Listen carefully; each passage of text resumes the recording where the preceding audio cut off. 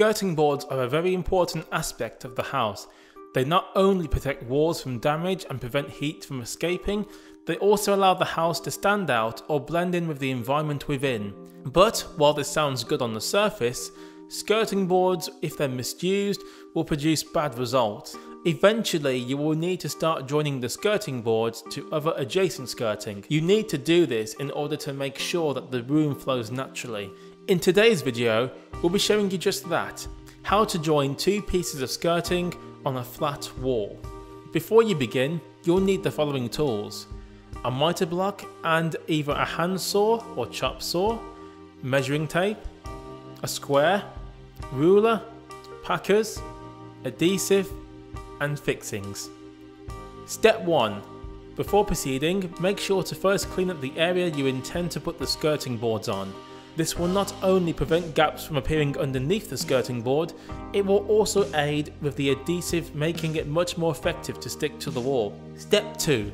Measure the wall and see how long it is. If the skirting board you have falls under this length, but you have other skirting boards to use, this is when you'll have to start considering joining the skirting boards to make one length. Step 3. Once you have the skirting, mark where you would like the joins to be on the wall. Then mark the skirting straight down the profiles. This is what they should look like. After this, either using a chop saw or a handsaw, cut both skirting boards straight down the line. This will now form what's called a butt joint. Check the join to make sure that the skirting boards do indeed fit properly together. If they don't, adjust the skirtings either using a handsaw or a file until they match up. Then, once satisfied, using sandpaper, sand down the burr of the skirting boards and fix them to a wall. This is how to join two pieces of separate skirting boards should the one length not be long enough to cover a whole wall. While butt joints are simple, not everyone will like them. They also aren't the strongest way to connect the two skirting boards together. With that, we're going to show you a different kind of joint to apply to your skirting boards.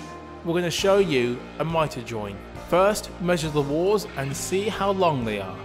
After that, mark the spot and see where you would want the miter join to occur. Then, grab one of the skirting boards and at the end, mark the spot and cut the skirting at a 45-degree angle. After that, grab the other skirting board, turn it around, mark the spot and cut the skirting at 45 degrees in the opposite direction. Now, using dry fixing, both skirtings should be fixed together properly. After this, use adhesive and stick them down and then fix them to the wall. And that is how to do a miter join. If you enjoyed this video, please give it a like, and of course, if you want to see more content from us, do consider subscribing to the channel.